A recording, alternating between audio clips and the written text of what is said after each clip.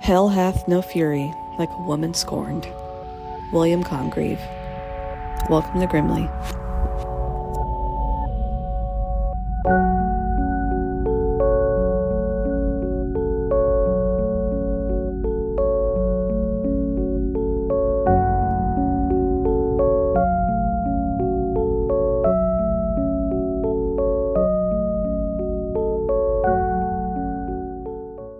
Chemistry is hard to get rid of. For sure. We are recording. Lena right now. You need to cut all that. I literally said chemistry is hard. So that was it. We could be talking about science. We bitch. are. Oh, Sorry.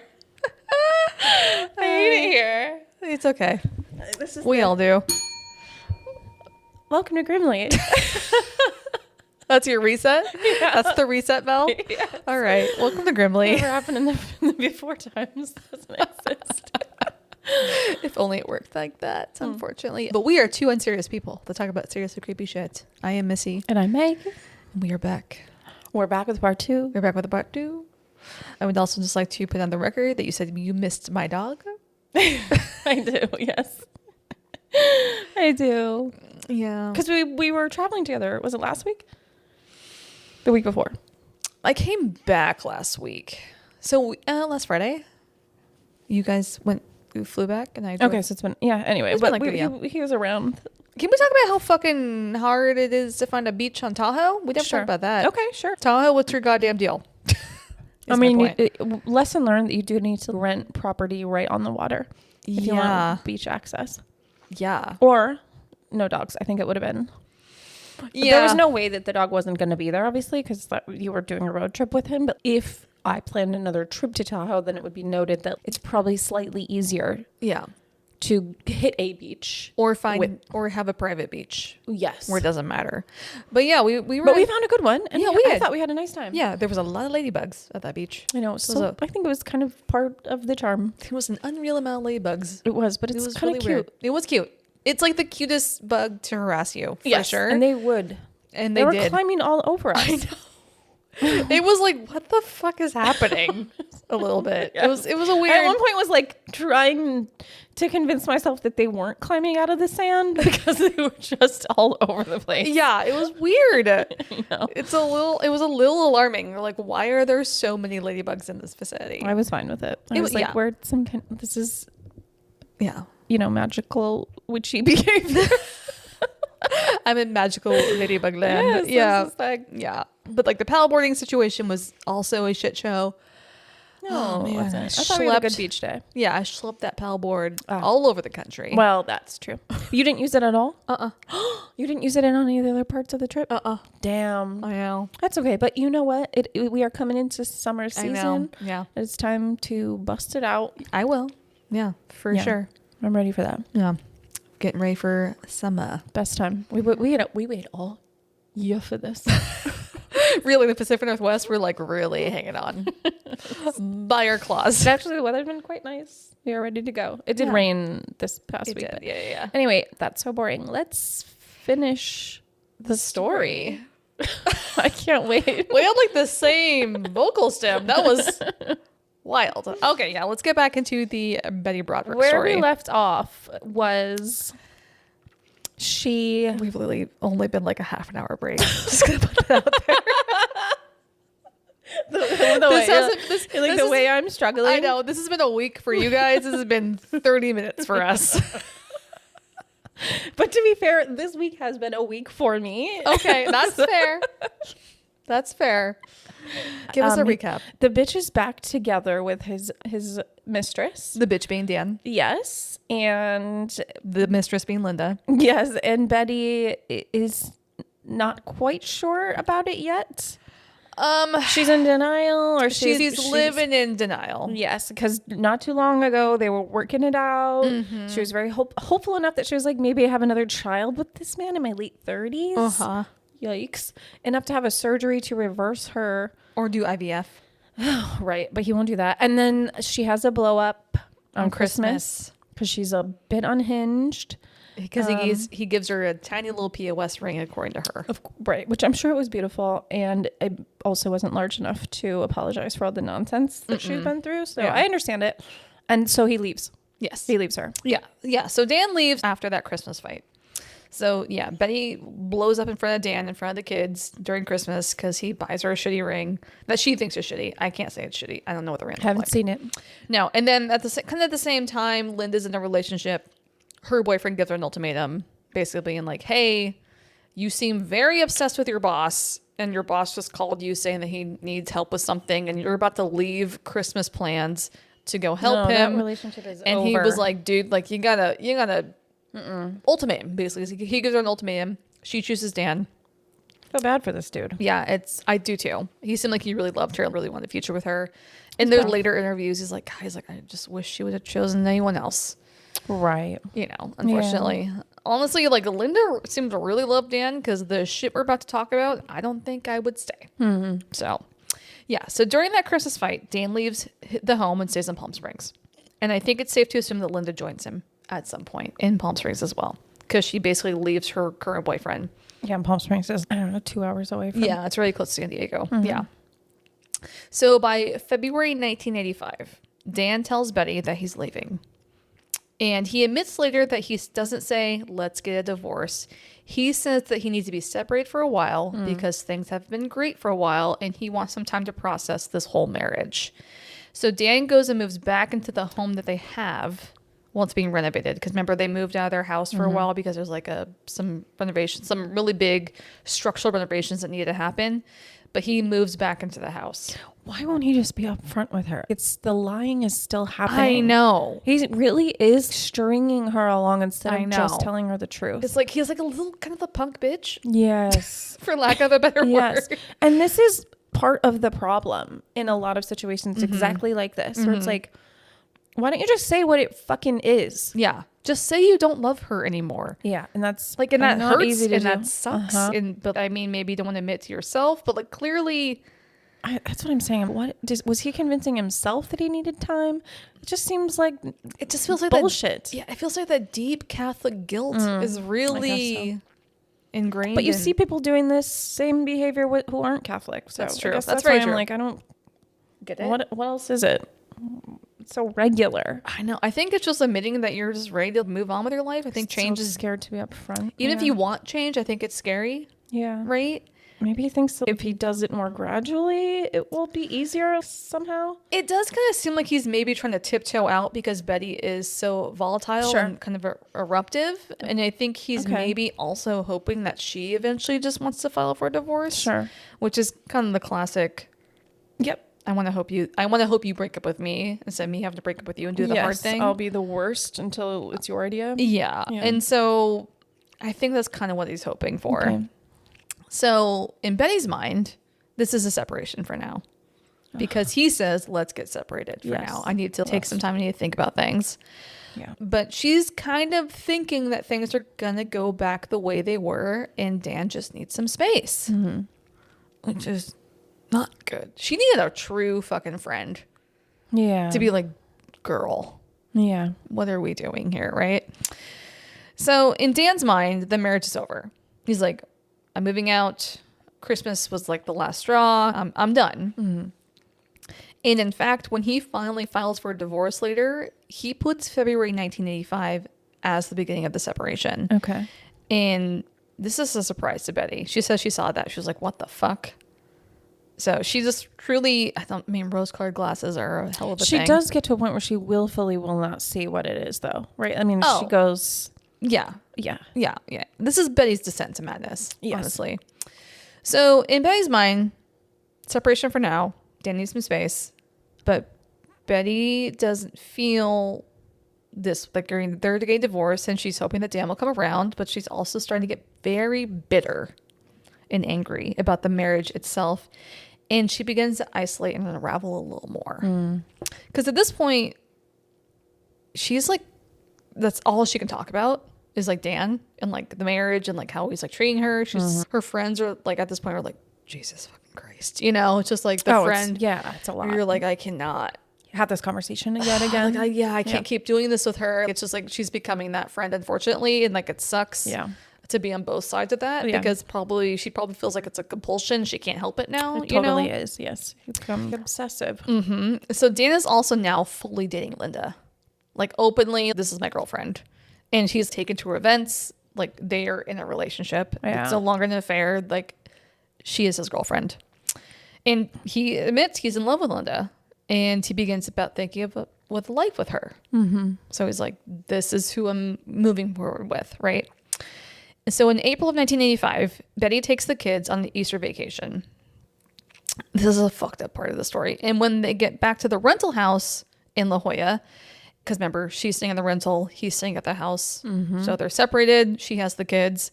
So she takes them on a vacation, and the house is infested with rats.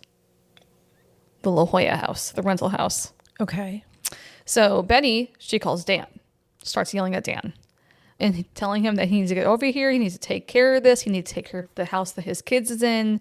She's like, you need to fix this. And Dan's like, call an exterminator. What do you want me to fucking do? You have credit cards. Just call the exterminator and go get a hotel. It's not that serious. Or okay. It's an easy fix, right? Sure. So he does that. He hangs up on her because she's being like kind of bitchy towards him. He's being a bitch to her. They're fighting with each other. Neither of them are thinking about the kids. So Betty instead decides to have her and her kids kill the rats. That's weird. Themselves. That's really weird. So she gets like a bunch of traps, and the kids talk about hearing the traps like close on rats all overnight. There's also a moment when there's a rat in the oven, and Betty turns up the oven. How are there all like? How did the rats get? I don't know. Okay. And she does it like in front of the kids, and so they watch this rat get roasted alive, which is really fucked up. Gross. There's also a point where she finds a baby rat, and she makes the kids watch her flush it down the toilet. These are like 9-year-olds. That's really crazy. Like Kim's a little bit older. She's a teenager at this point, but this is fucking crazy. Yeah. Wow. Okay. Because what Betty wants to do is she wants the kids to tell Dan, oh yeah, we had to kill the rats because they were in the house and you weren't there. Yes. That's in her mind. That's what she wants to happen. Yeah, because she's doing the most to get a reaction because she wants him to show up.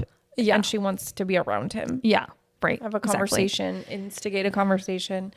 It's and like Dan doesn't like having the kids' well-being in mind.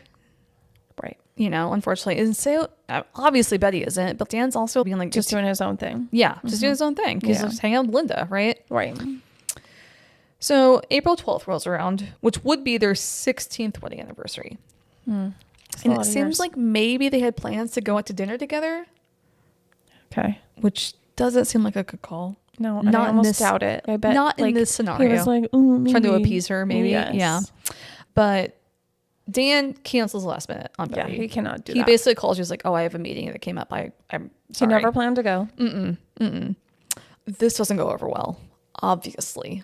Yep. It's just like he's doing making the worst possible decision every fucking time. It's like when you watch a TV show and you just watch the character just make the worst decision every goddamn time. And you're like, what are you doing? Marty Supreme, the entire movie. That's like, I could not. I know, but it was like exactly that where you're like, this is a calamity of bad decisions. Yeah. Over and over and over again. Yeah. So Betty also is told by the kids at this time that sometimes Linda comes over when they are visiting their dad because they're visiting their dad a weekend, right? So the cat is basically out of the bag that Dan and Linda are together. And so Betty decides over the course of 4 days to start dropping the kids off at Dan's door unannounced. Yeah, okay. And they're like crying. Yeah, like, I remember upset. watching this. She leaves them. She'll leave one. She'll leave the next day. She'll bring the other one, leave, then kind of, over and over until all the kids are at Dan's house.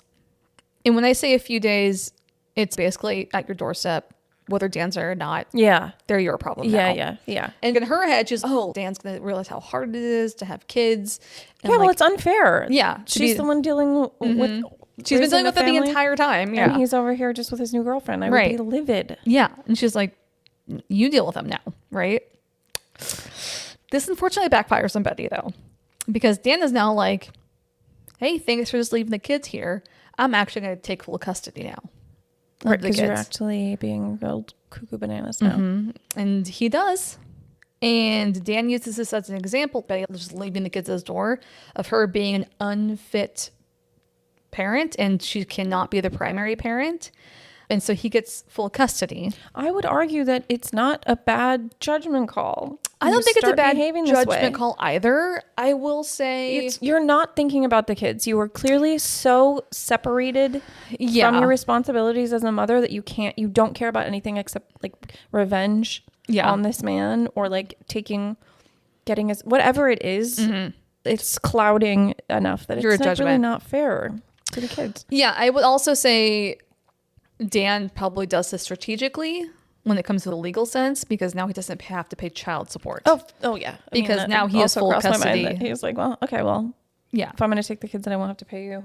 Exactly. Yeah. And he's a lawyer. Let's not forget. He is a lawyer. Yeah, and he's documenting all of this, unfortunately. So Dan also does start hiding assets, because he's getting ready for a divorce. Yeah. He's preparing himself. Betty's still, we're going to figure something out. So she's still delusional. And it sounds like he was starting to give one of his brother's company in Colorado money as a way to just really been truthful with her. Know. I don't know. She might have still acted this way, but it's like, you helped create this scenario. Yes, dude. God. Okay. Should have grown a pair. Yeah. And just fucking owned up. I'm sorry. Clear is kind. He's like hiding assets to make his wealth look smaller, so he doesn't have to pay quite as much alimony to Betty. But he does tell Betty that he's going to sell the Coral Reef home that they bought together originally, and he will give her half of the money. And he's like, and I will also pay alimony. He's telling her fully. Yeah. And right now he is giving her basically a voluntary allowance. I think it's $9,000 a month, which if he's making 6 figures a month, that's fucking pennies. It's not very much. No. Not very much. So she's still pissed about that. So Betty is still in the rat rental house at this point. That's what I call it. The rat rental. The rat rental. Yeah. And she's now without the kids because now Dan has full custody, and she begins spiraling more. And she also starts losing friends because her friends say that Betty was impossible to be around during this time, because all she ever did was like talk about Dan and his whore is how she referred to him, Linda. It's like, I can't imagine, because we're kind of her age now. And it's just like, I cannot imagine trying to be friends with somebody like that. Sure. Yeah. I mean, would try, be like, you need some therapy. You need, because eventually it is not helpful to you to keep holding on to this. It's really time to like move on. Yes. Yeah. And her friends are trying to do that. Be like, hey, maybe you should go meet somebody else. You know, like get your own whore. Get your own whore. Maybe, I don't know, get a part-time job somewhere. Just do something for yourself. And she just will not. She's dug her heels in. Because she's watched her life just deteriorate. Her whole life is now, especially now that the kids are with him. Yeah. She's like, oh, he has the same life that I'm just not in it anymore. She got replaced. Yeah. She fully just got replaced by someone younger. Yeah. It's very painful. Very, very painful. Really fucking sucks. So Betty also begins trying to get Dan's attention again by doing the same thing she did before, by racking up the credit cards that are still in their name. And she does some really extravagant spending sprees. Like, she buys like a Corvette. Okay. I can't imagine buying a Corvette with a credit card. Well, this is a different bracket of money for sure. But this kind of backfires again because Dan officially files for divorce later in 1985. He's okay, I gotta squash this. It sounds like eventually Dan tries to like kind of use the legal system in his favor. Obviously he has friends, he has, you know, and like he does something called like a bipartisan sort. I don't remember the name of it. It's some sort of divorce where like they're officially divorced, but they haven't figured out the finances yet. Okay. And he's able to do that without Betty's consent. Oh. Which is kind of fucked up. Interesting. And I think that's part of, if you watch the Netflix series, there's like, they kind of go into it a little bit, where like she shows up to the hearing but no one's there because like they moved the hearing and no one told her. It sounds like they're kind of doing that type of stuff. So he's able to get a divorce because it's no fault divorce in California, even if he did cheat on her. So he's able to get a divorce without dealing with the finances right away. Okay. So he's able to legally like separate from her, but they still have to so he's got all this time to hide. Yes. Stuff? Yeah. Jesus. So that's kind of what happens in 1985. He's like, we're legally divorced. We're still figuring out the finances though. It's kind of like the type of divorce he files for. And I think it's served in a very public way too. She's like at lunch with friends and like someone walks up, it's like, oh, Betty. And she's like, oh yeah. And they're like, you've been served. I wonder how much you can weigh in on how that goes down. I don't know. That's a good question. I've never been served papers. Me neither. If anyone has served someone papers, can you let us know? Yeah. Do you? Gribbly Podcast. Is it up to just whoever is doing the serving, or are you like paying them to do this for you? And I don't know. Just Like, was it intentional or just that happened to be the way it happened? I don't think you get paid. I think you have to ask somebody to do it. Oh, really? I don't think you get paid to serve papers. You don't? That's not like a job that people have? I don't think it's a job. Oh. Maybe. I have no idea. I have no idea either. Because honestly, if I could just drop some paperwork and be like, bye. So the reason I asked was because I think it was Jason Sudeikis that was with Olivia Wilde. Yes. And like she was on a panel. Yeah. And she was served, and there was a lot of like back and forth about that. And it's like, this is fucked up, right? yeah. And it's how much are you involved with that as this process? Yeah. That's a really good question. Because similar, it sounds like it, comparable. Yeah. So she gets served papers. She's pissed about it. And she's able to come in and out of the Coral Reef home because it's their house together. You know, she drops the kids off, picks them up. She dropped them off a couple days after getting served papers. And she sees a Boston cream pie on the counter, which is more of a cake. It's always bugged me. It is such an old school dessert. Yes, Yeah. a Boston cream pie. It is a cake. Yes. It's a homemade one. And Betty's looking at it because one of Dan's favorite desserts. And so she's grilling the housekeeper, this poor housekeeper. She's like, who made that? Who made that? You have to tell me right now who made that. And finally the housekeeper's like, it was Miss Linda. Like, I don't know what you want from me. You're like, why? Like, Obviously, it's Miss Linda. Like, why are you fucking cornering me? You think Broseph made this? No! Not a chance. There was actually a moment where the kids talked about when they first were dropped off at Dan's, he didn't know how to cook. Yeah. And so I believe that. He made them steak and potatoes every night because this is what I know how to cook. Okay. Which is not a bad the dinner. worst. That's not the worst. No. Just toss the Caesar. You got all your food groups right there. I guess so. Yeah. But then he eventually is able to hire people, right? Which is funny because remember at the beginning during their honeymoon, he kind of kicks everybody out. He's That's a like, good you're the point. person that's supposed to do all this. Very strange. I know. Very, very strange. So Betty takes this Boston cream pie and she takes it upstairs into the main bedroom and she smears it all over the bed. That is fun. And it's a little, at this point, it's uncool. You guys are no longer together. I know. So now you're unhinged. If you had done something similar, I don't know, 2 years ago, Right. I would say, nice. If you maybe found the hotel room that Yes. you knew that they were fucking in Yes. and did this, Yes. it sucks Different for the story. it sucks for the staff. That's a good point. That's a good point. But still. Okay. She should not be doing this. No. So she takes Boston cream pie. She smears all over the bed. She smears all over the walls. She smears it all over Dan's new suits. Oh, fuck. She's really going for it. So Dan is like, okay, now I'm filing a restraining order. Yeah. As you should. Yeah. As you should. Yeah, you truly have come off the rails. But she was 17. I know. And she gave her whole life to this man. Now, the problem is she's still young enough. She needed to recognize that. You got a lot more life to live, honey. Yeah. But like at this time, this would be very painful. The 80s is a very different time, especially kind of the aging with women, too. Yeah. True. That's true. Yeah. Dan files a restraining order against Betty. So then a few days after the restraining order, Betty then throws a wine bottle through the Coral Reef home while everyone's sitting there having dinner. Oh, no. She's just fucking furious. Yeah. I think she's furious that her kids are like cool with it. And she constantly badgers her kids too, unfortunately. There's a moment, I think it's Kim. Kim is the one that's like, fuck mom a little bit.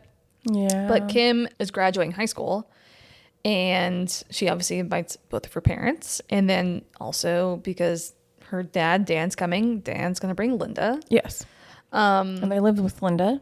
Yeah, and they kind of basically live with Linda. I don't think Linda was fully living there. Oh, okay. I think Dan had co-signed on a condo for her. Oh, okay. A while back, That and makes so sense. she kind of had her own place, but she was definitely there Nearby or frequently. whatever. Gotcha. Yeah, Oh. but so Kim's graduating high school.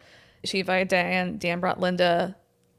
Betty also showed up. Was furious that Linda was there and would not let it go. Was like taking pictures of Linda at graduation. It was very weird.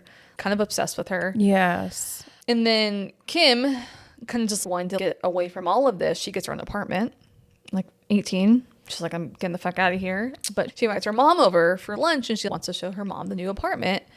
And her mom canceled on her last minute. She's like, I'm not coming over because I actually kind of hate you. Oh. Saying we'll get more into the visceral shit she says to her kids. But it's basically like, you're a traitor. You sided with Linda. Oh, no. It's just a real immature It's woman. very immature, unfortunately. This is wild. Okay. Yeah. So Betty throws a wine bottle at the home. I'm like, is she doing drugs or is she drunk? Is she drinking? And like, She might be drinking. I'm like, what? This is I toxic. think she needs to be on drugs. Yeah. Yeah. So Betty asked Dan to come over and sit down and talk. And she's pleading with him. She's like, we need to work things out. Like, I know things have gotten kind of crazy. We need to figure this out. Like, we need to do this for the family. Let's sit down and talk. And Dan's like, okay. He goes over, sits down, talks to Betty. He's like, listen, whatever you think this is over. He finally says, we are getting divorced. He admits the affair. Mm-hmm. How extensively he admits to the affair, we don't really know. Mm-hmm. It's kind of hearsay. But he fully admits that, like, I'm in love with Linda. I'm moving forward with Linda. Linda's my person. We are done now. Like, who's like, we have a relationship as co-parents to make sure our kids are happy. I mean, happy is subjective here, right? But we are, as a couple, are done. Marriage is truly over. So Betty begins trying to find a divorce attorney. Now, Okay. She's like, okay. But she's having a hard time finding an attorney in San Diego. Yeah. Because Dan is now the president of the Bar Association. Yeah, there's all kind of conflicts. And like there's a lot of fucked up stories. I don't know if Dan was necessarily manipulating the system, but definitely he wasn't helping, to say the least. So they had a family friend who was a family law attorney, like one of the top family law attorneys in San Diego. And Betty asked, hey, can you represent me? And he said, actually, I can't because I am actually moving to becoming a judge. And I'm trying to unload my caseload right now. Next hearing, he shows up, he's representing Dan. Oh, no. So all of these people that like were in her circle all fucking turn on her. And I'm not saying it's unwarranted because she definitely is doing some unhinged shit. But it's also really fucked up to watch just like an entire like legal system turn their back on this woman because they have a lawyer friend. Yeah. You know? Yeah. And Betty also isn't helping the situation. Like, it's just like everyone fucking She sucks. didn't need a local San Diego lawyer. Is the No, thing. that's why she started going to LA. Oh, But she good. also, I think she also kind of wanted to find someone in their inner circle because she wanted it to sting more with Dan. Fine. But again, It's missing childish. the point. We were missing the point fully. And she goes through a lot of attorneys because she's very difficult to work with. And they're trying to be reasoning with her. Like, hey, we should ask for this. We should do this. And she's like, no, I want to win. It was her ultimate goal. She's like, I want to win. I want to take him for what he's got. I helped him build his empire. I deserve it. You deserve half of it. Yeah. Which is a lot. Yeah. But Dan's also at the same time hiding his assets and sneaking behind and doing kind of shady shit on the other side of it. Neither of them are really working in the best interest of what they should be, which is the kids. True. Right? Because really, Dan has plenty of fucking money. Right. Just be like, here, take it. Yeah. How bad do you want your piece? Yeah, exactly. And evidently not enough for Dan. Basically, she's having a hard time finding an attorney. But like if we zoom out for a second. That was a good. So Betty has now lost custody of her kids. The kids she's, that's been her whole world. Dan is hiding assets and seems to be doing some sneaky legal maneuvers to get out of paying Betty what she thinks she's owed because she supported him through medical and law school, right? Betty truly does feel like the victim She thinks she is the victim, regardless of what she has done. She's like, I am the victim here. You cheated on me. You lied to me. You broke your vows. I supported you. You're not giving me what is due. And I would argue that in a lot of ways, she is the victim at this point. Yes, she's fucking unhinged and crazy. If this was our friend, be like, you need some serious medical. Yeah, but he's the bad guy. He is a bad guy. Yeah. It's getting harder to tell at this point. Absolutely. But yes. This is like the point where you have a conversation with a friend. You're like, what is the end goal here? Because you are hurting more people than you're helping. Yes. You're hurting your kids. Let's think about that. But Betty starts to make some really problematic and fucked decisions after this. After like the filing for the divorce, finding the attorneys, Dan is able to get a divorce without her knowledge, like without the financial stuff. That's still being figured out, but he's divorced her. So in Christmas of 1985, Dan takes Linda and the kids on a ski trip. Originally, he told Betty to take the kids. He's like, you should take them. It's been like our annual thing. I think they would like to go with you. I know they miss you. I will pay for it. But Betty is like fighting with him about the amount he's going to pay for the ski trip. Okay. She wants more. He's like, that's too much. Like, she's like asking for egregious amounts of money for the ski trip. Dan's like, no, I'm not doing that. And Betty's like, well, fine. I'm not taking them. He's like, oh, okay. I'm going to fucking take them. And I'm going to take Linda. And unfortunately, it also comes back on the kids because Betty's like, you went with Linda on a ski trip? Like, once again, they're traitors to her. Jesus. Which is really fucked, unfortunately. Yeah. So Betty's furious that the kids are on the ski trip, that they went with Linda, that Dan took them. Like, I'm here alone by myself again. It's like she hates this man more than she loves her kids. I know. It's like all the love she had in her heart just turned into fucking rage. Yeah. Unfortunately. So she says, like, are you going to take the kids with your whore? I'm going to go break into your house and I'm going to slash all of Linda's Christmas presents with a knife. Oh. She, like, slashes every Christmas present. She does this? She's not just threatening him? No, That's what she does? She doesn't threaten. She does it. Oh, no. That is escalating. It's escalating. I would be terrified at this point. If I'm Linda, I'm fucking out of here. Yes. I'm sorry. Yeah. Be like, my condo. I'll sell it and get another one, please. Real seriously, like, need to move. I'm gonna witness protection. Yeah, like, I'm just gonna move away for a while. Maybe in a couple years. Loves to this man. I feel like she was basically groomed by this man. A little bit. She was 21, when they met. So it's all not good. Yikes! Like, I'm like, girl, is he even really worth all that? Honestly, he got all these kids. I know he has a lot of money, so he has a lot of money, but that doesn't seem like her. That's not what she's. No, I mean, she's also Catholic and she wants kids too. Yeah, that's always been the plan. Fair. But this crazy fucking ex-wife, at this point, I'm like, she's gonna kill me. I would be concerned. I'm like, I'm getting the fuck out. And Linda was, I think, for sure. But like, Dan kind of brushed it off. Like, he always did. Unfortunately. Don't underestimate your wife yet again. I know. So then Dan's like, okay, I'm gonna buy a new house. Okay. We're moving. Yeah. We're getting the fuck out of here. Maybe Betty feels a certain way about this house because it was her house and like maybe we shouldn't be living here. Like, it's time we're just making it worse. Let's move. Yeah. Yeah. That's what he decides. Good. It's a good plan. And so in some legal way, I don't know anything about the legal system, but he figures out how to sell the home without Betty's consent because he was trying to sell it for a while and Betty was stonewalling it, as she does. So he was able to sell it behind her back. But I do think, because originally he told her, he was like, I'll give you half of what we sell it for. I think she wanted to sell it for a certain amount and he was like, no, we should sell it for this amount. And it's also another way for her to stonewall. Right? But he's able to sell it under her nose, does it behind her back, and she is informed by her attorney at the time that he sold the house. Okay. So Betty, she's like at home, she's making like dinner for her parents who are coming into town and visiting, and she gets this call that, hey, Dan sold the house. This is what you're going to get for it, blah, blah, blah. And she like serves dinner. She told her parents, I had to step out for a little bit. So Betty goes to the new home that Dan bought with Linda. How does she know? Because of the kids? Because of the kids. Okay. Yeah. So yeah, if they didn't have kids, he probably would have disappeared with Linda. Honestly, never told her where he was. Yeah.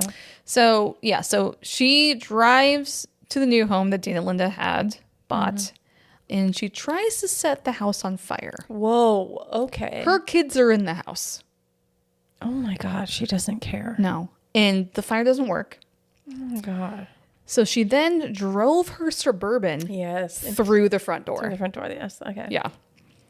So Dan, this is probably the only, like, Dan was never said to be violent with Betty. He doesn't really seem like that type of man, but that he gets kind of violent with Betty at this moment. He rips her out of the car, restrains her while someone's calling the police.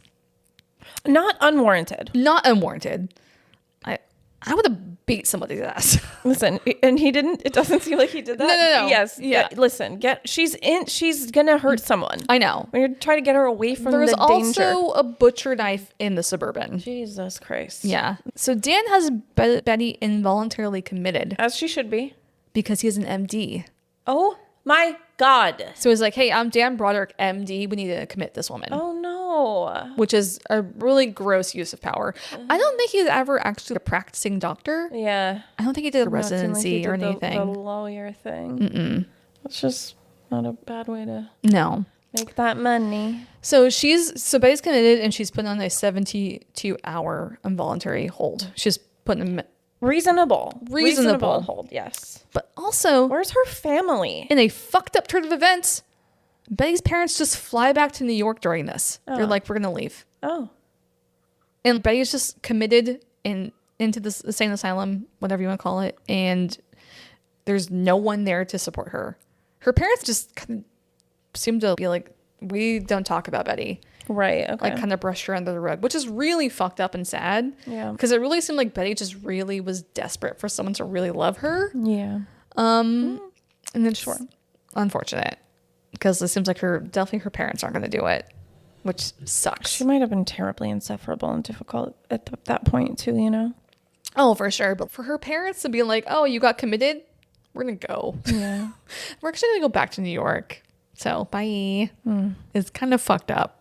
I don't know. It's your kid. I don't know. I mean, maybe they were fed up at this point. Yeah. Maybe they just spent like the last 2 days listening to her like bitch about Dan. Right. And they're like, okay, well, yeah, it's time for us to go. I know, but you have grandchildren. I know. Yeah. I know. So Betty then leaves the hospital and she's still playing the victim. She goes out with her friends. She's like, can you believe that Dan had me committed? Like, how dare he? What a gross use of his power, like blah, blah, blah. And her friends are like, you drove the car through the front door. You tried to kill everyone in the house. Arson. You committed arson. You did some really... You should be in prison. Yeah, like, you need some real help, girl. And it's just like, I can't imagine being her friends. And her friends eventually do come to the trial, kind of defend her. Okay. Because they're like, she lost her fucking mind when Dan left. Oh, right. She lost her mind, Yeah. They're not able to really support her because I don't know how you would support someone like... I've never had a friend like this, thank God. Yeah, like, I don't know what I would do. Challenging. Honestly. So all of this, like, her friends are like, we need to move on. You need to start a new chapter. This is clearly, you and Dan are done. You need to find something else to focus on your life, you know? Betty says no. Once again, she digs her heels in, and this is when the voicemails happen. Okay. Which are a big part of this story. Okay. So Betty would leave numerous voice messages calling Dan an asshole, a shithead, calling Linda the whore and the office cunt. Oh my gosh. Sorry, true warning for language, I guess, because these are bad. Jesus. Yeah. Are they married yet? They're just... No, they're not married yet. Because he's... Okay. Like, once again, I'm like, I'm fucking out of here. You fair. I don't care how hot you are. I don't care how that dick do. I feel like I'm like, now I think it might be the money. It's a lot of money. I don't know. Oh no, it's no, because she's also been with this man since she was in her 20s. I know. She's still in her 20s. Yeah. I mean, it's... Yeah. So in one voice message, Betty says, quote, I just want what's mine. That's all I've ever wanted. I don't give two shits about you. You're not worth spit. Oh, nice. Except if you believed it, you wouldn't be doing all this. I know. I know. And another message she says, quote, fuckhead, come get the kids. I want to get rid of them, but I don't want to drive to your shitty neighborhood. So mean. Hurry up and come get them, asshole. Oh no. And this is on like a voice answering machine. Her kids hear this. It's so bad. Yeah. Another one says, fuckhead and cunt. Come get the kids. I actually love this machine. I can say whatever I want. Tell your kids you don't think it's wrong that you're screwing the cunt in the hall that has her legs wide open for anyone who comes by. Okay. And you paid for it. God, you're got a sense of humor. I love it. You're all fucked. Oh no. At this point, if I'm the new girlfriend, I might have to have a word with this psycho bitch. How dare you? I talk about my hallway. You don't know my hallway. Well, it sounds, I mean, Linda isn't completely innocent in this. There is some, can't confirm it, but Betty had been like getting ads for wrinkle cream and weight loss pills because she had gained a bunch of weight during this time because it's just the cortisol level spike. Yeah. Yes. Linda was like sending her kind of shady shit. Oh, like they were feeding into it. Yeah, totally. No. And she's like, oh, you want to play, bitch? I'll play too type of situation. Which as you might be tempted to do. Yeah, because she's also fucking 14 years younger. Yeah, and this one keeps leaving the nastiest voicemails. She keeps calling me the cunt. Like, I can't. So maybe you do want to send her a ring. Yeah, you want to be like, I'm sure her and her friends were probably sitting around having a wine night being like, oh my God, what a psycho. We should fuck with her, you know? Definitely. Yeah. And again, Dan is the problem here. Absolutely. He's the root of the problem? Yeah. Okay. I feel like no man is worth this. No, not for either of them. For being harassed. No human. No, honestly. Mm-mm. So Dan leaves these messages on the answering machine, just leaves them there, and even starts having his secretary and receptionist start transcribing them for him. And the secretaries are like, I still am triggered by that woman's voice. Wow. They're like, she was vile. Wow. Truly vile. And they were transcribing all of it to bring to court. Yes, of course. To basically prove that Betty is an unfit parent, which I think we can all agree at this point. Probably not great. Yeah. No. Really bad. Yeah. And like, it's really affecting the kids at this point too, unfortunately. Dan punches this up a notch when he has Linda record the message on the answering machine of like, hi, you've reached the Brodericks. Leave a message after the beep. It's Linda. Why would he do that? Because he wants to antagonize her so he has more evidence. Maybe. It's all a fucking game for both of them, it feels like. Could be, yeah. So Betty leaves hundreds of these messages at this point. It's multiple times a day. Oh, wow. Dan could have just changed his number. It's true. You know, or like just gotten rid of the answering machine. But he wants everyone to hear it. He wants the kids to hear it, I guess. But sadly, no one's really looking out for the kids. Mm. There's also the infamous, it's called the Danny phone call. I don't know if you've heard this. Their third child, Danny. Dan starts recording like phone conversations that Betty's having with the kids because she's also saying really vile shit to the kids as well. Jesus. And so Danny is on the phone with Betty, their little boy. I think he's 10 or 11 at this point. And he's asking her, he's like, why do you keep saying all these really bad words? Just stop. I just want to hang out with you. I just want to be with you. And she was like, kind of mocking him and also saying, well, it's not my fault your daddy ruined our fucking lives. He's fucking the office cunt. Yikes. To her 10-year-old. I can't. To a 10-year-old. To her son. Yeah. And he's like, you gotta stop saying that. You're just making it worse. I don't care who daddy dates. I just want to hang out with you, mommy. You know, it's just like being a little boy. Yeah. I was like, I don't understand what the big deal is here. Yeah. Like, and but she's you're like, being mean is all I can tell. Yeah, like, exactly. You're being mean. Yeah. And she's like, you can't hang out with me because daddy won't give me money. It's like what she tells him. Oh, okay. And he's like, his daddy won't give you money because you're being mean and you're saying bad words. And she's like, I hate your fucking daddy. And just yeah, well, that's really awful things. And like during this time, also Lee, their second oldest daughter, she starts to have a substance abuse problem. Mm. How old is she at the time? Like a teenager, like a young teenager, like 14 maybe. Oh, it's not good. Yeah. But like, look what she's fucking growing up. It's chaos. And privileged chaos. Yeah, Dan kicks her out. Okay. He's like, go live with your mom. Which is let me throw him away. Yeah. Yep. Really fucked up. I bet. Yeah. Okay. That's interesting. Yeah. And so Lee eventually comes to live with Betty, but Betty's also saying horrible things to her. I think she definitely does eventually get out of all this shit she was in, but it's just like, neither of your parents are looking out for you. Yeah. You know, Dan should have been like, let's put you in rehab. He like also takes her out of the will. Oh, damn. Yeah. Your daughter is clearly hurting because of the shit you're doing with your ex-wife. Maybe zoom out, bud. Right. What are you trying to win here? So it's just, yeah, it's getting really toxic, really volatile, obviously. And so Dan's also giving Betty voluntary spousal support. I think I mentioned this earlier. But he starts doing this thing. I don't think this is legal, but I guess because it's voluntary, he can do this. He starts like docking money anytime she like leaves a gross voice message or like uses a like oh, you called her a cunt again. I'm gonna take $100 out of your spousal support. Like just reasonably so. Again, breaks the restraining order and like he like basically does. There's times where like she ends up owing money. She doesn't give him any money, but right. You know, it's more about the principle of it because it's all voluntary at this point because they're still figuring out their financial situation even though they are divorced. Wow. Like I said, she's got no power. Unfortunately, at this point, it seems like. Yeah. Damn. I think that's probably part of it too. It's just like you took everything from me. Yes. You know. Yeah. So during this time also, Betty would be thrown in jail a few times because she was breaking the restraining orders and like calling them and harassing them. And that violates the restraining order. So you'll do 3 or 5 stint days in jail. But she kept fucking doing it. Wow.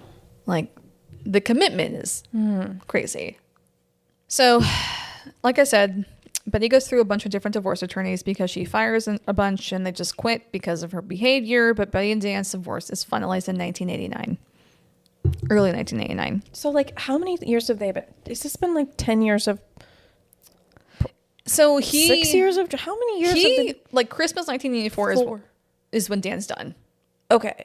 So 4 or 5 years. February 1985 is when he files. Okay. Yeah. And then... So this 1989 is kind of like when the money stuff gets figured out. He like was able to get like a divorce earlier, but they were still doing like the legal battles about the money. And then there was issues with Linda for years before that. Yeah. Okay, so the last 10 years have been bad. Yeah, the 80s just sucks for them, essentially. Okay. So Betty gets a lump sum of a little over $1 million. But all the court fees and having to pay Dan for things like the repair to their home when she drove the car through. He also charges her for the voluntary commitment or involuntary commitment. The fees for that? Yes. He charges her like just up the ass for everything. Okay. It's like, you didn't have to fucking do that, bro. Right. If you really want this woman out of your life, just give her the money. I know, that is so true. It's like kind of petty. It's weird. It's like petty in a way that like I don't appreciate because I love pettiness, but I'm also like, what is it worth for you at the end? So she ends up getting around like $2,500 or $25,000. Oh my God. After all the fees. Jesus Christ. Yeah. And she does get about $12,000 in spousal support per month. Okay. Which is about $40K in today's money, which is a lot of money. That's a lot of money. And how long does that last though? Until she gets remarried. Okay, then. Or until Dan dies. Okay, I'm never getting remarried. I know. Sorry. Yeah. Who needs it? Right? I'll buy a boyfriend at this point. But it's also Betty's pissed because she knows how much Dan makes. Girl, you got 40% of it. Or maybe he makes many. No, he makes way more. He makes more than 100,000 a month, and she's getting 40,000 a month. I think he's making more now. Yeah. Okay. I think when they first bought their La Jolla home, he was making like 6 figures, like late. So low. More. Should we? Oh, I can't. Again, I cannot fathom. I can't fathom it either. I just don't think we're fucking so much money. I know. Okay. But she doesn't think it's enough. So there's also comparatively, then she must know. No, she's like, I fucking know how much he's making, and I know how much his assets are worth, and so she's like, he fucked me. Okay, and no doubt. Yeah, no doubt. And I'm sure he probably did. Yeah, because you made it a war. Yeah, the two of you. Yeah. And it's about winning. Mm-hmm. This is basically like kind of pennies to what Dan's making. Okay. So she felt like she deserved more because she supported and helped Dan build the life that he's living now. And she was like, I was just discarded and replaced. Yeah. Yeah. And it's replaced by a newer model. So things get worse in Betty's eyes in 1989 because Dan and Linda also get engaged. Mm-hmm. And they get engaged very publicly. Okay. He proposes to her in a bar with a bunch of their friends that Betty and Dan had been friends with. Wow. Okay. And now it's Linda and Dan. Betty really was kind of fucking replaced. Yeah. In a lot of ways. It'll happen. Mm-hmm. And they eventually get married on April 22nd, 1989, which is 10 days after what would have been Dan and Betty's 20-year wedding anniversary, which is also kind of shady. If you know that this woman is this toxic and this volatile, maybe just push it to June. Honestly. You know? October even. Yeah. Maybe just wait. You know? I don't know. Have a Christmas wedding. I don't fucking know. Just don't do it in April. But these people are kind of petty. April in San Diego. It's probably a good time of year. It's probably spring's nice. I feel like May would have been just as nice. Yeah. Early May, 2 weeks later. Just let the woman have April. I mean, it wasn't on the day of their... No, but I'm just thinking in like Betty's eyes, you know. Oh, yeah, well, it could be a month later and she'd be like, oh, that's true. She would find a thing. Yeah. And this is Dan and Linda. On their wedding day. You know what? Yeah, I see it, I guess. Like, yeah, he's an attractive man. Yeah. And she is beautiful as well. And this is, I think, I have another one. Yeah, this is all of them with with Betty and Dan's kids. Okay. Yeah, she looks, you know who he looks like? He looks like Bob Saget a little bit. He does kind of give a little bit Bob Saget. Yeah. Totally. Yeah. Like 90s. Yeah. So Betty's now living in a condo. She, at some point, Dan had gave her, not a down payment, he had bought her a house in La Jolla on a nicer neighborhood. They basically had bought the lot and we're going to tear down the house. Okay. Betty, in her eyes or in her brain, she was telling friends, she's like, we're going to tear this down. We're going to build something else. We're going to work it out. We're going to fix things. And this is our new fresh start. And this kind of got back to Dan. He's like, fucking no. What the hell? This is kind of a couple years prior. Betty basically refused to live in that property because it's kind of a tear down anyways. She's like, I'm not doing it. Yeah. Okay. So she's living in a condo and she's basically kind of a self-pity. Yeah. She's like, I'm living in this condo because Dan fucked me. It's like, you could probably live something better. You're not going to, whatever. She's also gained about 60 pounds because of the just fucking stress that she's put on herself in this scenario. Probably not taking care of herself. She's really fixing and focusing on Linda and Dan and their life. There was Instagram at this time. She would have been. Oh, if there was. If there was. What? No. If there was Instagram. I was like, my brain went berserk. I was like, whenever she tells me. Did she time travel? This is what happens. And I was like, oh, wow. I don't Instagram in the 90s? I don't remember it like that. No, if there was Instagram, she'd have been up all night, refreshing or Twitter, Facebook, any of it. Yeah, refreshing pages, just looking for an update. She'd have been pretty obsessed online, but she didn't have that. But I'm just saying, if she did, she was also early 40s, and she thinks her life is over. And at some point in 1989, she gets hold of a .38 caliber Smith & Wesson gun. Yeah, okay. I'm actually surprised it took that long at this point. She's been crazy for a minute. Yeah. So there are some sources that say she purchased it. There are some sources that say she got it from Kim's boyfriend. Whose boyfriend? Kim, her oldest daughter. Oh, okay. Well, I hope not, because that would be on Kim's conscience forever, Kim wouldn't be that hard to buy a gun. As a white woman in San Diego, probably not. I was like, she probably just bought it. You look like a housewife. Yeah. I'm just saying there's a mixed bag on the sources when it comes to what happened there. So on the night of November 14th, 1989, Linda is laying in bed with her son, Danny, cuddled up next to her because he's doing a visitation, and she's spiraling. Wait, Linda has her own? Wait, Betty is? Sorry, I put Linda. I was like, Betty. Who's? Oopsies, when did Linda have a son? No, sorry. On the night of November 4th, 1989, Betty is laying in bed with her son, Danny, cuddled up to her because she is spiraling. Think about all of this stuff. Still. She thinks her life is over. She thinks that Dan betrayed her. She thinks that He did. He did. But your life's not over. Linda's a cunt. It's about to be. Yeah. You've all fucked me over. I've been so fucked over my entire life. I am... Okay. Yep. She described it as later in the interviews, she was saying that movie, the Superman movie, where you're not gonna know this, I know this, but Christopher Reeves, he basically spins the world backwards to time travel. But he's in so much pain, he's screaming, and the whole world can hear him screaming as he's doing it. She said she felt like that. She's like, I just wanted to scream, and I wanted the whole world to hear. Just a woman in some deep pain. Yeah. Okay. Who've been like really fucked over, but has also done a lot of fucking over. Let's be real. So at some point in the night, she gets up and leaves her condo and heads to Dan and Linda's home on Cypress Ave in the Marston Hills neighborhood. This is the same home she drove the Suburban into. So Betty had taken a key off of her daughter Kim's key ring to the house. And Kim says later she's like, I don't remember her ever taking it. I don't know how she got it. She just snuck it, and it probably haunts her to this day. Yeah. Because this is how she gets in the home. Dan and Linda's home. So Betty makes her way to the master bedroom. Dan and Linda are laying in bed. It's now kind of well into the morning. It's almost 5 a.m. What happens next becomes a major issue of the trial because Betty's version changes over time, I will say. So the general accepted prosecution version is this. Betty entered the room and opened fire, firing 5 rounds. So she shoots Linda first. I think the second round is what kills Linda. It hits her spinal cord and kind of kills her instantly. But the coroner states that Dan was probably alive for about 30 minutes after he was shot. Oh. But he does also die. Damn. What the kids in the house?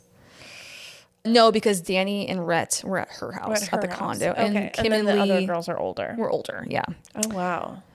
But there is an ovulation counter in the bathroom. Oh, because they were gonna have, yeah, like they said they wanted 5 kids. Dan and Linda. Sorry, he wanted 5 more kids with Linda? Uh-huh. Oh, God. Oh, my God. Sir. He's like, I got all this money. Yeah. I'm a good Catholic boy. I need to do something with it. Linda was also Catholic, and I think Catholics like to have kids. 5? 5 is a lot.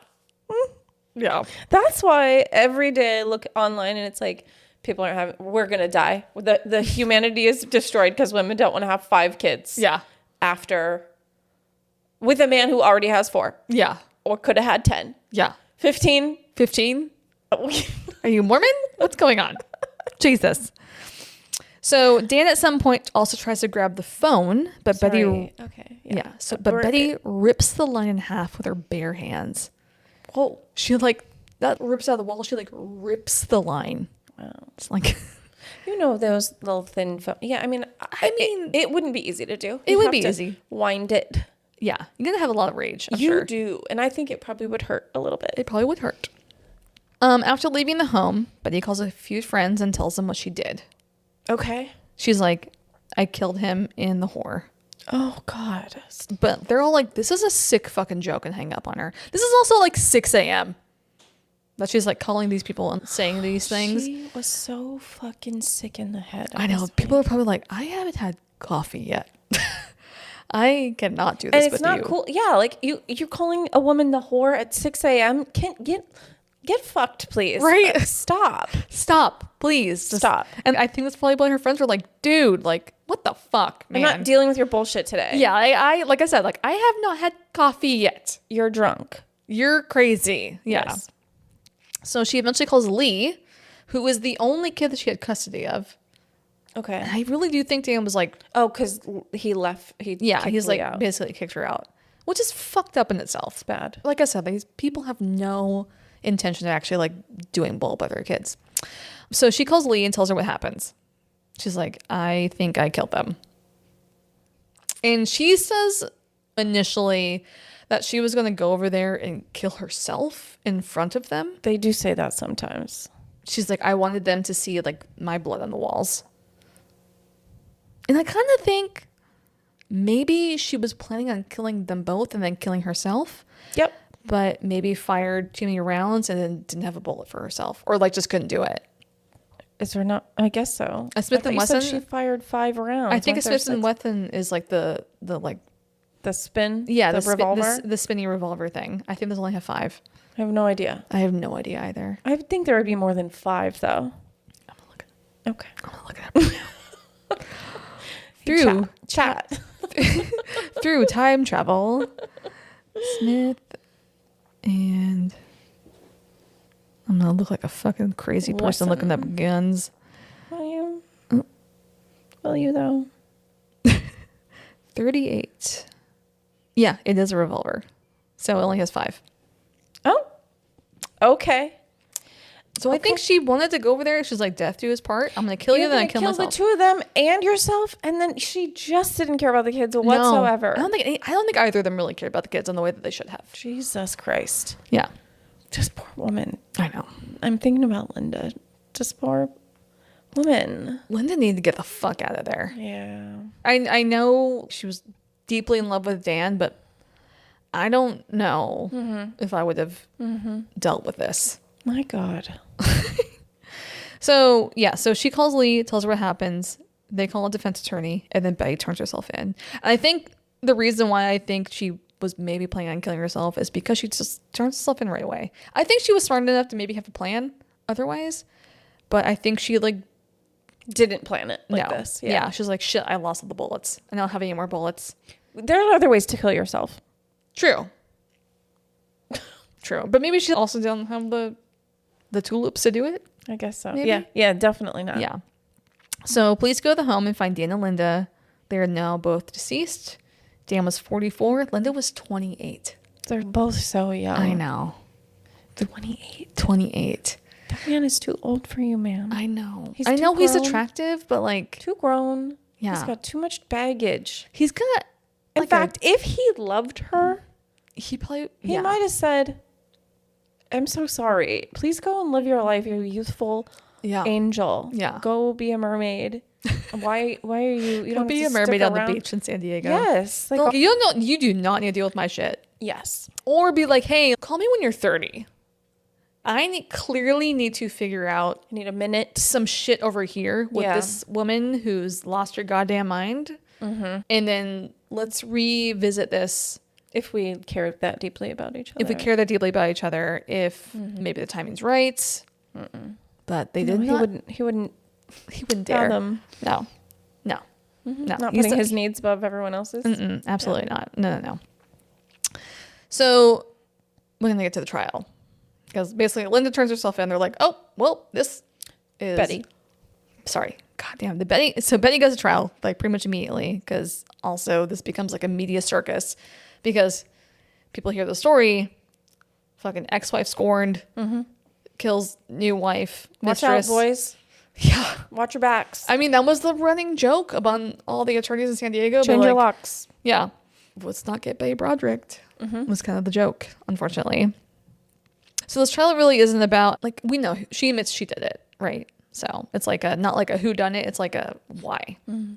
So Betty admits she pulled the trigger in the first trial. So the question becomes, why did she do it? And what was her state of mind? And if this was like a planned double murder, or if this was a like kind of a final break explosion after years of a divorce hell, essentially. Yeah. No, it's okay. I know you have opinions. Go on. I just didn't realize I would divulge that I'm going for my we're divorce during this story. You know, I thought about that. I'm sorry. It was unplanned, but I was just like, God damn. Thank you. I just think it's interesting. It's interesting. Co-linking. Whoopsies. I didn't realize it until episode 2, and I was like, oh, that's you're like, so oh, strange. shit. Oh, no. Yeah. Okay. So in the first trial, they want to charge Betty with 2 counts of first-degree murder, which is premeditated. Well, she bought the gun and went to the kid. I would say reasonable assumption. Yeah, she stole the key. She went in there to do some harm. I don't know how you argue. I know. That's why it's so interesting. I'm going to tell you right now. Go on. So the prosecution is like, this was planned. This is a woman snapping in the moment. Obviously, yes. Their argument is that Betty escalated, has a gun, like whether she took it from Kim's boyfriend or she bought it. So she had a gun. She drove it to Dan Lynn's house in the early morning hours, and she used a key to get in. She went upstairs, They were sleeping. She fired 5 shots. She tried to hurt this man 2 other times as well. Yes, absolutely. So they also point out that Betty had been threatening Dan for years. Also had a couple attempts and like some harm. She had left hundreds of awful voicemails.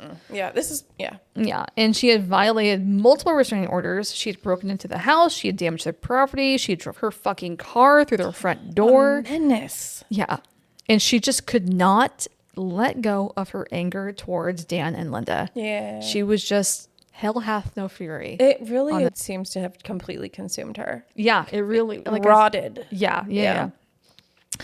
So the prosecution is basically saying, this isn't a bad moment. This wasn't like a woman snapping after years of escalation.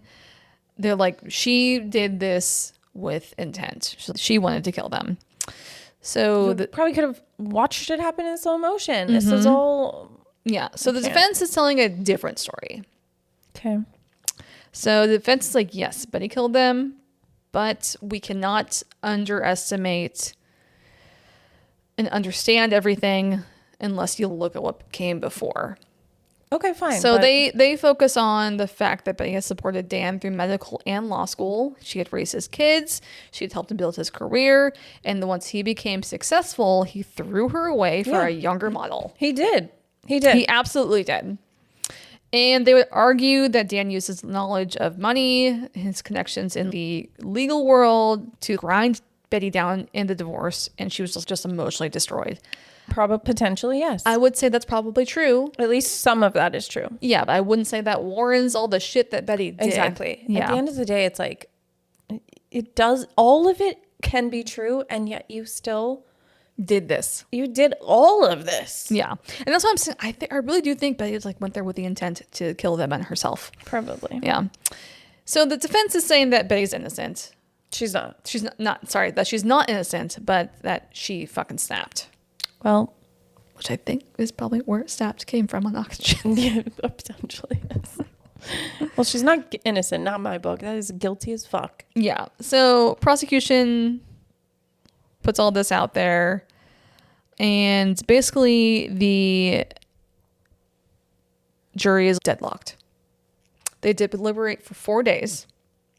And they're like, we are really struggling because also Betty does go up on the stand in the first trial. And she says that she went in the house that morning to confront Dan and, like I said, to possibly kill herself in front of both of them. She claims that she did not go in there with a plan to murder both of them. But according to Betty, when she was in the bedroom, everything was a blur. She's like, I don't know what happened. Things just went, I don't remember. I saw red, essentially. So she's saying it was impulsive. I think there is a world in which she was at a low. Again, we haven't talked about it, but it seems like somebody is doing a lot of substancing. It really didn't come up in my research, honestly. Like, okay, so I'm speculating, but I imagine maybe she's probably drunk as hell. She's probably hitting the Sauv Blanc pretty hard. That's what I'm saying. Yeah. But it's maybe you did go in there and you really wanted to just make him suffer, but not properly appreciating how much hate you have for this woman and how triggering it would be. And again, I'm not sure what the difference is. Yeah. To me, it doesn't matter. Yeah. You knew that you went in there with a weapon. I know. And whatever happened, I don't know. And I guess the law tries to differentiate, but sometimes I'm not sure. This is like I really couldn't be a lawyer. Yeah. Because I'm like, I'm sorry, she killed 2 people. Like, yes. This is a woman after promising to hurt them, trying to hurt them, stalking, harassing. Yeah. I took it out of here, but there was a moment where when Dan and Linda got engaged, she broke in and stole their wedding guest list. The only copy. And so Linda breaks into Betty's house. Oh, God. To try to steal it back. But she doesn't find it. But she finds this journal that Betty had been filling out about like how she wanted to hurt Linda and Dan. Oh, no. And she brings this to Dan. She's like, hey, this is more serious than you think. And Dan brushes it off. Of course he does. Also, Linda wanted Dan to wear a bulletproof vest at his fucking wedding to her. Oh, wow. Once again. Oh, wow. Could never. I would be like, we need to fucking chill for a while. Yeah. So it's just like this history of violent visceral behavior over and over and over. What did you think was going to happen? I don't know. I guess he probably... They call it, I don't know. Laura Richards calls stalking and murders in slow motion. Where you can fucking see. Yeah, totally. Yeah. Inevitably. So they're like, well, Betty went into the house. She had a weapon. She went in there to kill him. Betty says it was all a blur. I was going to go there. I was going to kill myself. And the jury's like, well, fuck. On one hand, Betty killed 2 people.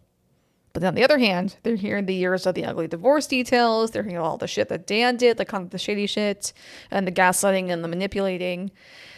And with Betty's testimony, they're like, she doesn't really seem like a cold, calculated killer. She seems like a really broken, damaged woman. Hurt and damaged woman. So they're like, there's more going on here psychologically. I am actually shocked that the jury had been that thoughtful about it. One of the people that were deadlocked was a man. I'm sitting here and I'm like, throw away the key. Get this bitch out of here. I get it, and yet I wouldn't kill a bitch. I know. My husband and his whore. Oh. I can't. Like, you know, poop in his car or something.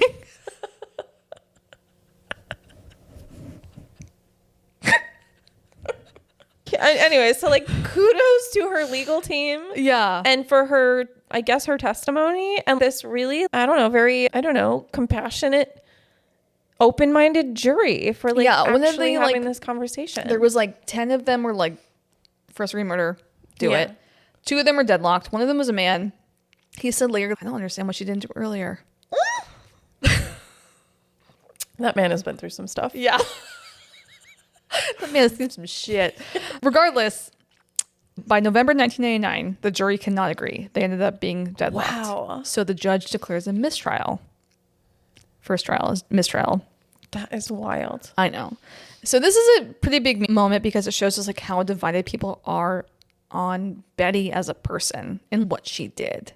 So some people saw her as a murderer, full stop. But others saw her as a woman who had been pushed and humiliated and emotionally destroyed until she finally fucking broke. Which I think both can be true, honestly.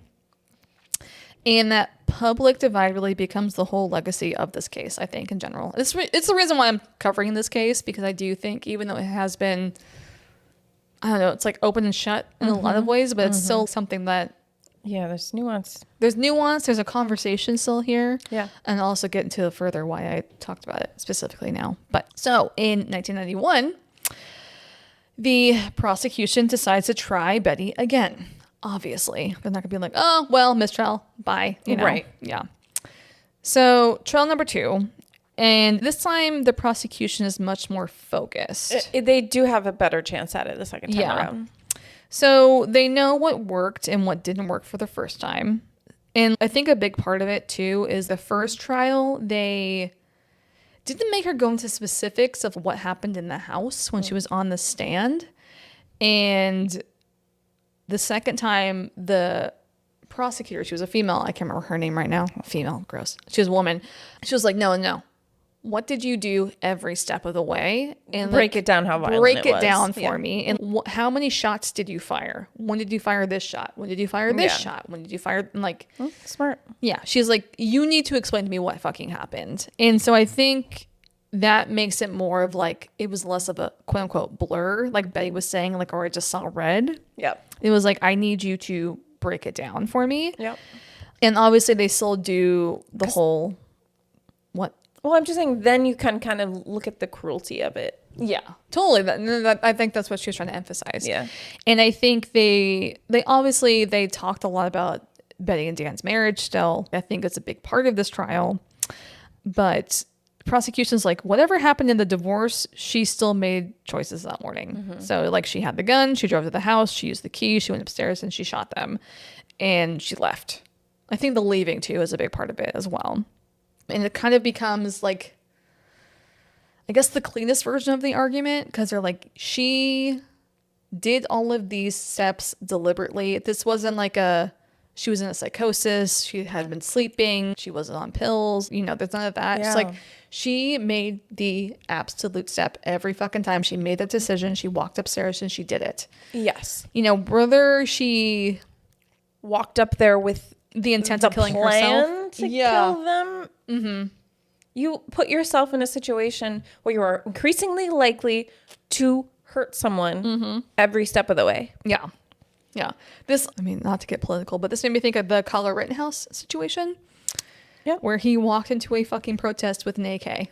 Yeah. I still can't believe. Anyways. He got bitten by a brown recluse recently and he was in the hospital. Is this a spider? Yeah. Nice. A very poisonous spider. I've heard. Yeah. So let's go ahead and send the brown recluse care package. Sorry. That can be the next sticker. Yeah. like a diva. Yeah. A little spider diva. It's clucking nails. That's really funny. Just getting back at the racists one bite at a time. Yep. Baby. One bite at a time. Stupid. Get a good drag name. I know. All right. Let's Some kind of brown recluse Right. tie-in with a drag. I can't. So good. Okay. So the defense still tries to explain Betty's emotional state and the years of conflict that led up to the shooting of Dan and Linda. And the second trial is harder for them.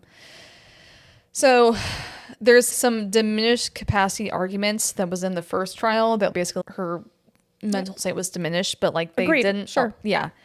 But they don't allow them this time, or they allow less of the argument to be presented. And I wonder if that's just like the judge decides. Yeah, I'm Interesting. wondering. So I'm like, Yeah. okay. Yeah, It's and just so a different person's opinion about. Yeah. The trial this time becomes less about Betty and Dan's whole marriage, everything leading up to this, and it's more specifically about the day of the events. Unfortunately. And they also, I think this time they played the Danny recording where she's like saying some really fucked up shit to her 10-year-old son about that is not helpful. Yeah, and but I think it is context. Betty does testify again. Kind of saves the Okay. She does the same story. That's interesting too, because I don't think your lawyers typically want you to do that. No, but she probably insisted, and they're probably like, whatever. She might have, Yeah. But I mean, like I said, this time the prosecution was like, I need you to explain to me every fucking step of that day or that morning. And it probably did not. It sounds like it didn't work in her favor. Yep. Yeah. So there is still a debate within the jury, though, in December of 1991. So they reach a verdict and they find her guilty on 2 counts of second-degree murder, which is lesser than first-degree murder. So most of the jurors, after the Danny recording specifically, they wanted to give her first degree. But there was a couple, they're like, I don't know. I don't think we should do that. I think it maybe should be second degree or manslaughter, because they wanted to give Betty some time, but they wanted to give her a lesser sentence. She killed 2 people In their beds. And I feel like from where I'm sitting, I'm like, maybe you could argue that like one of them wasn't premeditated. Yeah. But then when one person is now shot and dead, she's shot more than one time, then you have to go in and kill the second person. Now, is that not first degree murder? Because you definitely had time to be like, oh, this is fucked. This got away from me. Yeah. I mean, but they could also be like, oh, well, like I just kept shooting and I accidentally shot them the second person. There's so many ways you could spin that argument. So she This is killed why 2 fucking I kind of people. fucking hate lawyers Yeah. in a lot of ways. Okay, but she killed 2 people. She needs to be in prison for life. Yeah. So there's a couple jurors that are like, we want second degree or manslaughter. Very generous. Yeah. I'm Actually, I think shocked. they specifically want manslaughter. That is crazy. That is crazy. But they all agree eventually to do second degree murder. And so she is convicted of second degree murder in December of 1991. But she's given the highest sentence, which is basically a life sentence. It's 32 years. And she is eligible for parole, but she never gets parole. I wonder if she's grown a lot from this situation. No. So the jury is basically saying, quote, "We believe Betty intentionally killed Dan and Linda, but we are not fully convinced this rises to first-degree murder." They're basically saying she went fucking crazy. Okay. Yes, a crazy woman did this. Yeah. But I feel like the difference between not being conscious of what you're doing is very different. Well, I think first-degree murder is you walked in with a premeditated intention. What else is there? I would argue that she broke into their home with a gun and walked into their bedroom. I know. I would argue that. And then she killed him. Yeah, I think in black white terms, yes. But I think some people are like, but Betty also sold it on the stand. She was like, I walked in there to kill myself in front of them. Okay, then what went wrong? Tell me more about that. She said she walked in. She said, I'm going to kill myself in front of them. I want them to see it. I want them to see my hurt, my anger, my despair. But instead, they turned the gun on them. No, I don't buy it. Because you could have killed yourself in your home. You could have killed yourself in the front door. No, she wants to make it as theatrical as possible. Because it's still the war. It's still the war with Dan. Honestly, the thing she could have fucking done was kill Dan and then herself. She could have killed Dan's wife and then killed herself. Kill Linda and then herself. Ooh. Which would have been the most diabolical version. That's true. Maybe. Yeah. Except I feel like Dan would have just been like, what a tragedy. And then in 4 years, he's got another. Here's Belinda. I know he's the victim, but like he's not the only victim in this story. I would say Linda's the victim for sure. The victim in the story. I think the kids are the victim in the story. The kids are the victim. Yeah. Linda and the kids. I understand Linda's an adult. She was complicit to some of the chaos here, but she was also basically a child when she met him. Mm-hmm. She was 21. She was very young. Yeah. And he was a fully grown man. Really grown. Yeah. With 4 kids. Yes. Yeah. And a wife. So Betty is sentenced to 32 years to life in prison in 1992. Good, as she should. And she was denied parole every time. So after all this, Betty Broderick spent the rest of her life in prison. She was denied parole multiple times, and for decades she remained an incredibly polarizing figure. Some people saw her as a cold-blooded murderer who walked into a bedroom and killed 2 people while they were sleeping. I think Meg is one of them. Yes. Other people saw her as a woman who had been emotionally destroyed by betrayal, divorce, humiliation, and the loss of the life she had thought she had built. And recently, the story reached its final chapter with Betty Broderick dying in prison on May 8th, 2026. At the age of 78. That's why it popped up on my feed. I'm like, oh, we should do this. Betty. Yeah. But even with Betty gone, the debate around this case probably won't disappear anytime soon. I would agree with that sentence I wrote. Nice. I agree. I'm like, oh yeah, I fucking wrote this, you dummy. She hasn't done this in a while. You're like, oh, that was really a really good sentence. How insightful. Fucking idiot. Because the story is not just about a bad marriage. It's not about cheating, money, custody, or revenge. It's about what can happen when love turns into resentment, when a life someone thought was secure completely falls apart, and when pain becomes so consuming that it starts to justify things that can never be justified. Yes, things can never be justified. And I think that's the hardest part of the Betty Broderick story. You can look at everything Betty went through and understand why she felt broken. You can understand the humiliation, the rage, the grief, and the feeling that the entire life had been taken from her. But understanding is not the same thing as excusing. At the end of the day, Dan and Linda were killed in their bed. 2 people lost their lives. 4 children lost both of their parents in a completely different way. And Betty made the choice to pick up that gun, walk into that house, and pull the trigger. So maybe this case sits in an uncomfortable gray area where more than one thing can be true at the same time. Love can absolutely mess people up. Divorce can destroy people. Betrayal can make someone feel like they are losing their mind. But personal responsibility still matters. At the end of the day, Betty Broderick's story is not just a story about what someone did to her. It's a story about what she chose to do with all the anger, grief, and pain. And that is the Betty Broderick story. Betty needed to get a fucking grip. Betty needed a Sauv Blanc psychosis. She was in one. She needed to be in a Margaritaville psychosis. That's a different type. That's a different type. I wouldn't even call that a psychosis. I called that a good time. Yeah, she just never fucking got a grip. No. And it's important. It's important to get a grip. So please do that. Our tip for today: get a fucking grip. Yeah, because yes, sometimes we're irrationally angry. Sometimes we're deeply hurt. Mm-hmm. Sometimes injustices cannot be rectified in life. It is just what it is. And the only life, thing, baby. it is fucking life. Mm-hmm. Fucking pull your shit together. Yes. And this is what happens when you absolutely refuse to do that. Yeah. Pull up your granny panties, write it out. She didn't even need to be like, she was a wealthy woman. I know. She could have been. She had very fancy granny panties. No, yeah, maybe. I don't know. I don't know. 60 pounds later, potentially. But, Yeah. you know? Yeah. No, she's exactly where she needs to be. God bless them. Save them souls. Yeah, yeah. Bad. Those poor children, you're right. They know. were really, The unfortunate really messy. fodder. I'm over here. Oh, yeah, I understand what's like to have a chaotic home life. That is some shit that you cannot really fathom. That's crazy. No. Yeah. Poor things. I know. It's And money can't buy you class. nope. It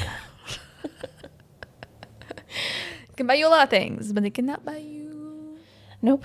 You can still have a very white trash type of lifestyle. Yeah. Even with 6-figure monthly incomes. Seriously. In the 80s. Ooh.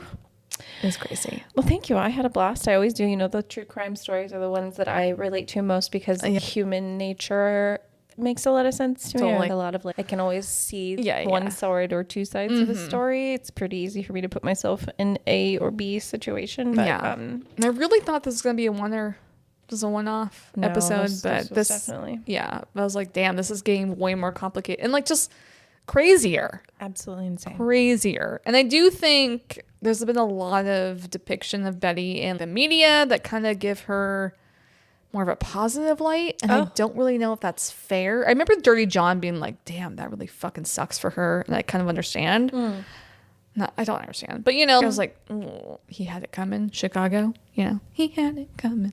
Yeah. You know, but now I'm like, I look further into the story, like the actual story. I'm like, damn, she really was losing her fucking mind for a long time. Yeah. You don't just go and kill 2 people. You really, it takes some build up. There's something going on. There's something deeply, deeply wrong. And it's really unfortunate that, it's just like her kids now have to live without both their parents. Yes. And have had to live without both of their parents. They've done some interviews like early 90s. They did like Oprah in the early 90s. Oh, really? The kids did? Uh-huh. But they haven't done anything recent. I know one of the daughters wrote a book. I think Kim wrote a book. But I didn't read it because I don't have time. I'm surprised. You haven't. How fucking dare I? That you didn't make time. Yeah, I'm a goddamn monster. I know. Okay, well, good to know. Do you remember the name of the book? I might have to check it out. Let me look it up. I'm gonna have to check it out. It's probably very interesting. Kim was the one. Kim testified against Betty at the trial. Lee testified for Betty at the trial, which I don't know how Thanksgiving goes after that. You know? With the sisters. With the sisters, yeah. Interesting. Yeah. I don't know. It's hard. Listen, I don't know. I guess that would be very hard, but I know that Dan parents. basically kind of disowned her. Yeah. Damn. My Mom, the Kim Broderick story is by Betty. Yeah, Betty Broderick, My Mom, the Kim Broderick story. Okay, cool. I'm gonna have to check that out. Yeah. All right, thank you. You're welcome. Loved it. Loved talking about it. Yeah, it's an interesting tale. It's one of the big true crime stories I try not to do, but it felt like one that we could still have It was up the Grimley alley for sure. Yeah, it's something we also talk about some nonsense. That we just like to talk about men and their nonsense. Oh. Frankly. All I heard was nonsense. There's a theme. Okay. There's a theme here. I just think it's still a story that has a conversation to be had in it. That's why I brought it up. Sure. Yeah. And because she died recently, I was like, oh shit, we should maybe acknowledge this. So, yeah. Thanks for listening. Be sure to, do the things, rate, review, subscribe, follow. And yeah, keep following, I guess. I don't know. Yeah. Until have next. a happy summer. Happy summer. God bless me. It's fucking summer. I have a lot to show her. Okay, get me out of here. Okay, until next time. Stay grimly curious. Stupid.